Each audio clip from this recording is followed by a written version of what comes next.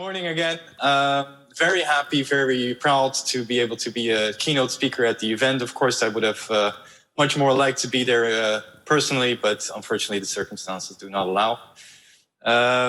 Anyway, still a great opportunity to give you some insights. I can't say everything what to do and what not, and I can just have a few minutes to go through some topics. But I still hope that it's interesting and you can take something away for the rest in digitalization. If we can go to the next slide, please. We have a few topics for today. Very quick introduction. After that, I will show you several of the EU initiatives ongoing, of which the Commissioner was just talking about. First of all, briefly about that mobility data strategy, or the data strategy overall of the EU. Then I will go into some practical examples, because even though the concept of the data spaces is new, it doesn't mean that nothing happened until now. Then some private sector examples, and lastly, some trends and do's and don'ts in digitalization in transport. Next slide, please. This is just as an introduction of myself, to make clear who I am and on whose behalf I'm speaking. I have two roles. One of my roles is being the rapporteur at the Digital Transport and Logistics Forum, which the Commissioner was already referring to. I'm within the Digital Transport and Logistics Forum. I'm specifically responsible as a rapporteur for the part that is called paperless transport. And that is one-on-one linked to the also already mentioned eFTI regulation, the Electronic Freight Transport Information Regulation. I'll tell you a little bit more about that later, but it's to make clear that I'm not here as Commission, I'm here in a neutral role as rapporteur of that forum. Next to that, I'm also Director of Public Affairs at DCSA, which is a global organization which sets standards in container shipping. And lastly, well, because of that work, I interact with many different international organizations, ranging from the UN CFAC, IMO, World Customs Organization, International Chamber of Commerce, etc. Next slide, please. Well, you heard the Commissioner talk about the data strategy and the data spaces and some other things, but just to put it quickly into perspective for you, the European Digital Strategy has 4 pillars. Where the first one is the governance framework, and the second one is the infrastructure, so to say, which enables the digital transport. You can compare it, very simply said, to driving a car. Well, you can have a car, but if there are, well, in the first place, no roads to drive them on, there is no infrastructure for it, the car is useless. And secondly, we need traffic rules to make sure that the different cars interact with a way that it's still safe and secure, and that's what the governance does. The second thing is that infrastructure that we need. Third thing is the skills of the drivers of the cars, so it should be an obvious thing. And lastly, there are the European data spaces, which the Commissioner referred to, and I will explain a bit more about that in the next slide, please. Here you see the different data spaces. So it's of course wider than just transport and logistics. We have healthcare, we have agriculture, we have finance, all kinds of fields which have their own specific needs and requirements for a digital strategy. And to accommodate that the best way, the European Union wanted to create these data spaces. And the specific one that is relevant for us is the one on transport and mobility. In a horizontal way, over those different data spaces, there will be made sure that there is harmonization, of course. There is interoperability, but also, as the Commissioner mentioned, there is safety and security, protection of your rights, protection of data ownership, etc. So this is at a very high level, a glance at what these data spaces do. Now, if we go to the next slide, please, then we go to what will soon be published and is a renewed European strategy, which is called the Sustainable and Smart Transport Strategy. And this links together 2 of the main goals of the EU. One is the Green Deal, of course, and the other one is digitalization. And, well, it's supposed to be published very soon, at the end of this year already. And it addresses various things to make sure that our industry is fit for the future and that both the public and the private sector can reap the benefits while we still become greener and more efficient, than we are today, which should certainly be possible. Now, like I said, this is the strategy itself should be published soon, but it doesn't mean that work hasn't already been done. And again, going back to that digital transport and logistics firm, the DTLF, that has already quite a role in shaping this strategy, and that's the future of transport. Next slide, please. So going quickly into what is that DTLF, the Digital Transport and Logistics Forum? Well, it's a group of a bit more, or actually more than 100 experts from the private sector of all modes of transport, the public sector from across Europe, ministries, authorities, etc., but also NGOs like the UN CFACT and a lot of other experts in IT and digitalization and transport, of course. So we have basically 3 mandates, 3 goals to do. That is to advise and assist the Commission on the creation of legislation, rules, procedures, these kind of things. That's the first thing. Secondly, it is to interact with each other to make sure that if there is, for example, a Baltic eCMR program, that there is also cooperation on the other side of Europe in the Benelux, for example. And lastly, we are there to propose and to test certain solutions that might be there in the future. Next slide, please. Well, that DTLF, well, it has that advising role. And as I mentioned before, it's specifically linked to this upcoming regulation on electronic freight transport information, which in short is called eFTI or eFTI. It started with the DTLF in its first mandate in 2017, when we advised the Commission to take tangible legal action to make sure that digital information can be exchanged in a transport environment. That's the first necessity. And while doing that, making sure that it's actually harmonized. So a bit later, and that was actually quite quick, the Commission came up with a proposal for the eFTI regulation.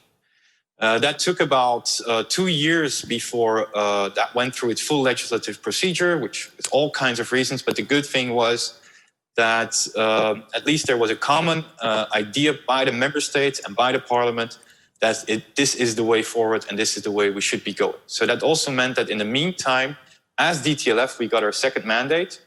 And in the second mandate, we are supposed to do preparatory work for the further detailing of that legislation. The eFTI regulation is what is called a framework regulation. And it means that the details on the specific technical and functional specifications for the data, for the interfaces, for the systems still need to be defined. And that's what we're doing now. Doesn't mean that we set eventually the rules. We just advise and assist and do preparatory work. It's eventually up to the member states and the Commission together to make sure that this is adopted in legislation. But that's an important thing. It is in legislation that sets common data requirements for interfaces and procedures around it across Europe for all modes of transport. And eventually we will go to the implementation of eFTI, which might seem far away. That is between 2024 and 2025. Seems far away, but it's much faster than we think, especially considering how big the leap is that will be taken here. Next slide, please. So going quickly through it, I could talk an entire day about this, of course, and I'd love to do that some other time, but for today, I don't have the time to do that, but going quickly through some of the principles. So first of all, the regulation sets an obligation for the member states to accept regulatory transport information in an electronic format. So it means that current information that is currently provided already on paper at a roadside check or something like that, if you want to provide that information digitally, you can. You should be allowed to. That's the first thing. So it's an obligation for the member states. It's still an option for the first few years for the economic operators, but it's already taken into account that at some point in time, this will become obligatory. So if you think, it's still far away, and if you think, it's not mandatory, so I don't care about it, it will be at some point, and the decisions are being made right now. Now, what it covers is that it doesn't set new data requirements, it covers existing EU legislation. So that is on, for example, cabotage, combined transport, dangerous goods, waste shipments, rail interoperability, and any kind of national regulation that is linked to that. It's quite a big scope and quite something to cover, but still we get quite some questions. Can't you make it bigger? Can't you include customs? Can't you do this as well? Can't you do that as well? Can't we include business to business? But this is already quite a wide scope of quite diverging legislation, which has existed in some cases maybe already for 70 years and was never even considered to become digital at some point. So the goal here is to make information requirements that are already out there in the first place digital, and secondly, to harmonize them, because if not the same language is spoken, it doesn't make much sense to go digital. And that harmonization, as I said, that's on three main points. So that is on, in the first place, on the data, making sure that the same language is spoken across the different modes of transport, across the different countries, and across the different authorities involved. And the second thing is interfaces, so making sure that the systems can connect to each other. And thirdly, of course, it's about real-life processes. It's not just about exchanging data. Eventually, transport is about moving goods.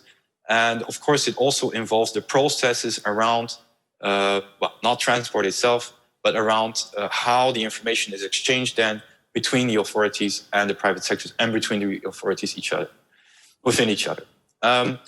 This also requires a certification of the relevant systems. The certification is there to make sure that the harmonization is there, but also, again, to make sure that the information exchange is safe and secure, and it's only shared there where it's allowed to be shared. And lastly, again, to make sure that it's accepted. So if I make my information digitally available in Lithuania, to take an example, it should also be accepted in the exact same way in Spain. So that's why the certification is required. And once a system is certified, it's called an eFTI platform. Now, that's maybe a bit of a misleading term, because it might not be what you expect. An eFTI platform is not a system that's on the public sector side. It's not a government system that will be created. These are the systems of the private sector operators. So the carriers, the shippers, the freight forwarders, whoever is involved can have their own eFTI platform. And this doesn't have to be something that's some kind of external thing. No, the idea is that you can reuse systems that you already have. So your current existing transport management system, a port community system that you're using already, an ECMR solution that you might be already using, that if that's certified as being an eFTI platform and you're already working there, you already have your transport data there, you make it available. And that's another important point of this and why this is such a big leap, because we're going from what is called a push system to a pull system. And that means that instead of sending messages to the authorities will have access to your system, of course, in a secure way and only where they are authorized, but they can retrieve themselves the information. That means that also the information that is retrieved is coming directly from the source, is more real time, is more up to date. And as private sector, you have to do less for it in order to be compliant. Lastly, there is an important principle which is called technological neutrality, and I will get back to that a little bit later. But it simply means that we are not building a solution. We are building standards. We are building that infrastructure, as I mentioned before, where if you want to compare it to a physical transport environment, where I said, okay, the cars are out there. We're not building a car. We're not reinventing the car. What we are doing is making sure that the digital rules are there and the digital traffic rules are there for the cars to be able to drive there. And this is in a digital world, of course. Next slide, please. Well, here you see the timeline of the eFTI regulation, but I'm not going too much in detail. There is already quite some time before this, but well, as I mentioned, eFTI was adopted last summer and actually entered into force already.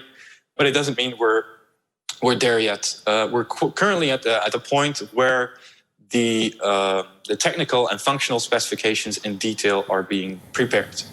After that, we go into the legislative cycle where quite soon already, actually, the member states have to agree and adopt together with the Commission the legislation then on those technical details. And eventually, we will be going into to full implementation in different phases. So like I said, 2024 seems far away, but there's quite still some things to do. And I often get the question, well, should we stop then in the meantime with our digitalization initiatives? And I would certainly say, no, don't stop with it. Please continue. But if you are working on it, please take into account that this is coming up and this has a specific set of principles which are already known. We've seen, for example, in the Baltic ECMR pilot initiative, which was a very good one, that those principles were already taken into account, meaning that you can already more or less be ready for what is coming. So please don't stop, but take into account what is coming up. And I think in the Baltic states, this is already done quite well. Next slide, please. eFTI is not the only thing coming up. So here I put two examples. One is specifically for maritime, which is called the Maritime Single Window Initiative, and the other one is the TIF2020, which is for freight telematic interoperability in rail transport. Both probably known things, but it's also both being renewed. I'm not going into the details, but the basic thing here, again, linked to that European data strategy, is that we're not making systems necessarily. We are making standards to make sure that different systems and solutions can interact with each other. Next slide, please.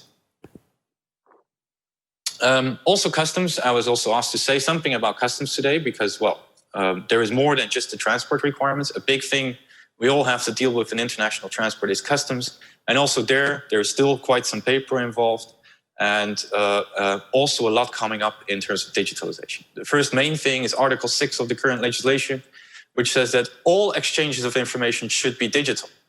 That's already a step further from what I've shown with the eFTI legislation before, where it said that it's still an option. Here it's mandatory.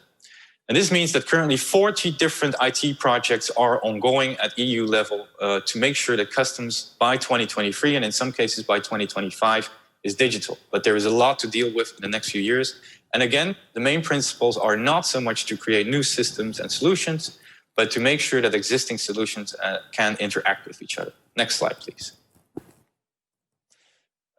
Two quick examples then again in customs that will be coming up in the next few years. The first one is ICS2, big change, big impact. It's not just an update of ICS1, and it will have also a big impact on road and rail, especially at the eastern borders. Again, I can't go into the details, but just to highlight again this has a global impact on all supply chains for goods coming into Europe. Second thing is also a big shift, it's centralized clearance. This will enable that where if you are, for example, in Lithuania, and you have goods entering the European Union in Spain, you can do your declaration simply in Lithuania and your goods can be cleared in Spain without the need to be physically present there. So this will bring a big change, not immediately, but yeah, it's starting as of next year and brings big differences and possibilities. Next slide, please. To also give you two examples from the private sector, because what I've been discussing until now is nothing more than the business to government exchange. And of course, there is also a lot of business to business exchange. And here you see similar developments. You see a development in the first place from IATA and air freight, where again, they're creating their one record initiative.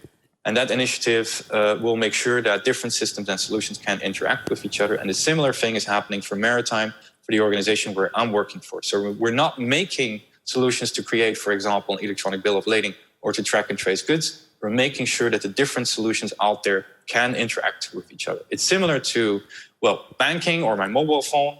If I have my own mobile phone, my own device with my own provider, I can call and connect to any network anywhere in Europe and call somebody. This is not the case yet in transport and logistics, and that we have to make sure both on the public sector side with the new strategy and with these kind of initiatives on the public sector side.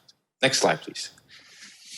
Now, to finish up a bit, I think you've heard already throughout my speech various things, various trends that we are seeing. The main thing in enabling digitalization is not so much creating solutions. It's more about creating standards. The car, to take that example again, the car has already been invented. But now we need the infrastructure and the traffic rules for actually driving those cars. So that's one big trend. The other one, as I mentioned, is going from a pull system to a push system of data. From a push system to a pull system of data, where instead of that, a snapshot message is sent at one moment in time, and maybe the minute later it's already outdated to an authority or to somebody else, but instead you retrieve it from the source, ensuring that the data is up to date and of the right quality. And lastly, the technological neutrality. There we have to make sure that on the one hand, if you create new solutions, new ideas, that you do that in a way that is future-proof, that you can still adapt over time, but at the same time that small and medium-sized enterprises have an opportunity to come along and still use their already existing already functioning things. So everybody can pick their own car, but we need to have a common infrastructure and traffic rules to be able to do that. And then for the very last point, next slide, please. Some general do's and don'ts. Well, the first one, I think I've given all of them already throughout my speech, but the first one is digitalization is not a goal in itself. Digitalization is a tool to achieve efficiency, and that's what we should be going for. And it's a fact of life by now. Like I said, I've been basically through all these tips already, but the main thing would be to close is that it's a fact of life. It's the way forward. And this train has departed already, whether you are on it or not. So it's better to embrace and utilize the possibilities of digitalization and to see what you can really do with it instead of seeing it as a threat or something that's not part of your own organization. So to close, I'd like to thank you and hope you have a very good and pleasant event.